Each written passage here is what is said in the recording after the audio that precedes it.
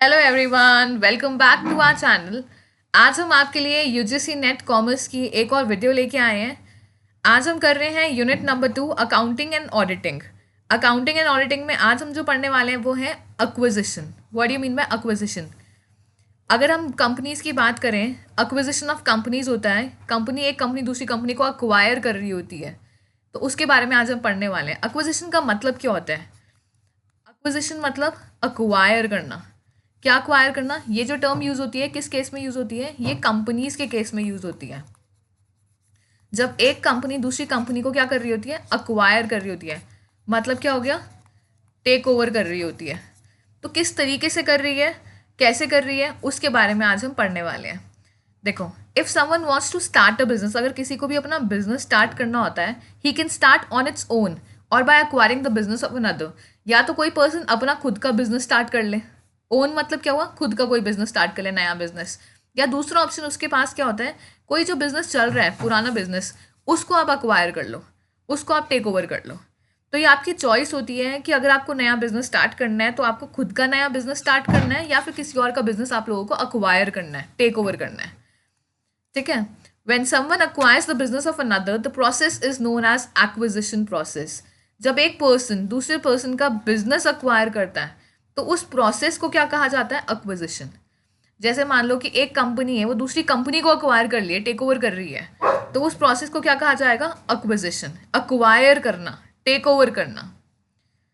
Acquisition refers to the process in which one company takes over another company either by purchasing its shares, assets or by other means. तो कोई भी method हो सकता है acquire करने का। या तो एक कंपनी क्या करेगी? दूसरी कंपनी के शेयर्स अक्वायर कर लेगी, या तो उसके एसेट्स अक्वायर कर लेगी, या फिर और किसी मीन्स के थ्रू।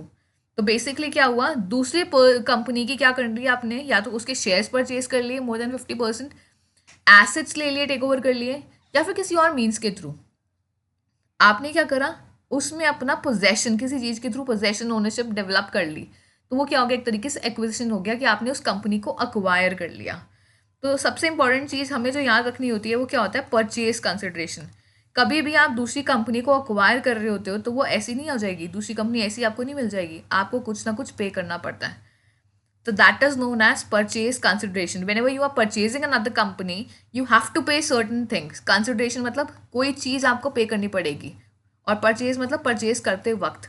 परचेज करते वक्त आपने जो दिया दूसरी कंपनी को, जिसको आप अक्वायर कर रहे हो, that is known as purchase consideration.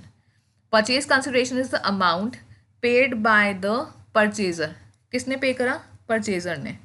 To the vendor against purchase और एक्विजिशन ऑफ कंपनीज। किसके अगेंस्ट? एक्विजिशन और परचेज ऑफ कंपनीज के बीच में। जब आप परचेज कर रहे हो किसी बिजनेस को, अक्वायर कर रहे हो किसी बिजनेस को, आपने क्या करा? कुछ ना कुछ अमाउंट पे करी है। जब आपने अमाउंट पे करी है तो उसको क्या कहा जाता है? Purchase consideration. कई बार क्या होता है, ये परचेज कंसिडरेशन जो आपके क्वेश्चन आएंगे उसमें आपका गिवन होगा क्वेश्चन में, और कई बार ये होगा कि गिवन नहीं होगा क्वेश्चन में। तो जब नहीं गिवन होगा तो आपको क्या करना पड़ेगा? उस परचेज कंसिडरेशन को कैलकुलेट करना पड़ेगा। कैलकुलेट करने के लिए आपको ये फॉर्मूला याद रखना होगा। क्या फॉर्मूला है ये? जैसे कि आप नेट एसेट्स निकालते हैं, वैल्यूएशन करते हैं थ्रू एसेट्स एंड लायबिलिटीज, जब भी आप टेक ओवर कर रहे होंगे तो ये आपको फॉर्मूला याद रखना होगा। नेट एसेट्स का फॉर्मूला क्या है? Assets taken over minus liabilities. जितने आप असेट्स ले रहे हो उसमें से लायबिलिटीज जो आप पे ऑफ करोगे उस कंपनी की जिसको टेक ओवर कर रहे हो, तो वो क्या हो गया? आपके लिए नेट एसेट्स हो गए। तो बेसिकली वो अमाउंट जो कैलकुलेट होने के बाद आएगी, that will be your purchase consideration. ठीक है? Types of acquisition. एक होता है फ्रेंडली एक्विजिशन। फ्रेंडली एक्विजिशन मतलब both the companies agree for the acquisition. एक कंपनी दूसरी कंपनी को अक्वायर करना चाह रही है और दूसरी कंपनी अग्री कर रही है, हाँ ठीक है हमारी कंपनी को अक्वायर कर लो, हम रेडी हैं। तो that is friendly acquisition. Another one is hostile acquisition.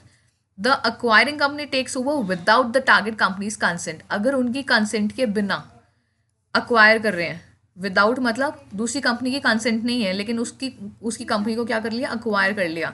Methods होते हैं, मीन्स होते हैं किस तरीके से अक्वायर करेंगे। So that is the hostile acquisition. ठीक है? मेथड्स ऑफ एक्विजिशन, क्या क्या मेथड्स होते हैं एक्विजिशन के? First is share purchase. Acquiring companies purchases a majority of shares in target market. या टारगेट कंपनी में क्या होता है? उस टारगेट कंपनी में आपने क्या करा? मेजॉरिटी ऑफ शेयर्स परचेज कर लिए। जो मेजॉरिटी ऑफ शेयर्स आप परचेज करते हो, एक कंपनी दूसरी कंपनी के मेजॉरिटी ऑफ शेयर्स परचेज करती है, सो दैट मीन्स आपने उसके अक्वायर कर लिए, वो मेजॉरिटी शेयर अक्वायर कर लिए, तो that will be the type of acquisition. Another one is asset purchase. Acquiring company buys assets and liabilities of the target company. जो target company है उसके क्या करे, assets और liabilities ले लिए. अगर आपने assets और liabilities acquire कर लिए तो that is another method of acquiring the company. That is another method for the acquisition. So these are the two methods. You should remember there are two types of acquisition: friendly and hostile acquisition. And what about the methods? Methods are share purchase and asset purchase. These are the two methods that are there. Okay, coming on to the next one, legal framework. If we talk about legal framework, what a legal framework is, come on, let's see it.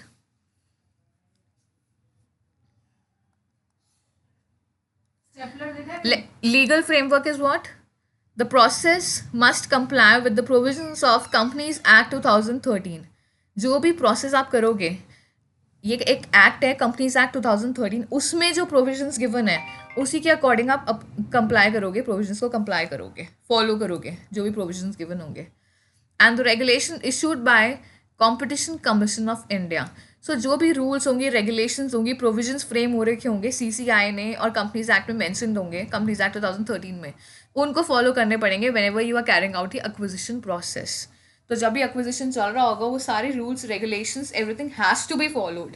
जितने भी provisions mentioned हैं वो सब चीज़ों को क्या करना पड़ेगा, फॉलो करना पड़ेगा. You can not go beyond those, तो आपको उनको फॉलो करना ही पड़ेगा. Okay, next is the advantages. We'll be starting about the advantages and disadvantages. What are the advantages? See, whenever you are acquiring another company, what happens is, first most important advantage is enhanced market share and expansion. जो market share होगा वो क्या हो जाएगा, बढ़ जाएगा, increase हो जाएगा, और एक्सपेंशन कैन टेक प्लेस.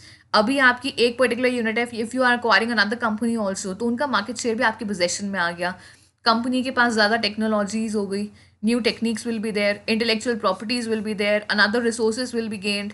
तो ये सब चीज़ें, these are the advantages. Economies of scale, you can carry out major things on a large scale, and this will even result in decrease in your cost. When you have large capital, you have efficient use of resources. Your resources can be used efficiently, which will ultimately result in what, decreasing in the cost. So these are the basic advantages. Your market share will be increased, expansion can take place, new technologies will be there, intellectual property will be there, and other resources. You can have more of resources in hand. You can take important decisions for anything, rather expanding, investment decisions, or it can be any particular thing. So these are the basic advantages. Now if we talk about the disadvantages, what are the disadvantages? Cultural clash between the companies. There can be cultural clashes between the companies. If you are taking acquisition or acquiring another company, there can be cultural clashes also between the companies. Risk of overpayment of the acquired company. Sometimes it happens they might be hiding certain liabilities or something. So there can be a risk of overpayment that you need to pay excess. They are not paying since last few years. You have to pay interest over that. So these are the disadvantages. So today what we have done is we have studied about the acquisition, the methods, types, advantages, disadvantages, what the purchase consideration is, and the definition. So that's it for today. We'll be getting more such videos. You can check our playlist for all the detailed videos of the full course of UGC NET. So if you have any queries, you can write down in the comment section. We'll surely reply to it. That's it for today. See you in the next video. Bye-bye.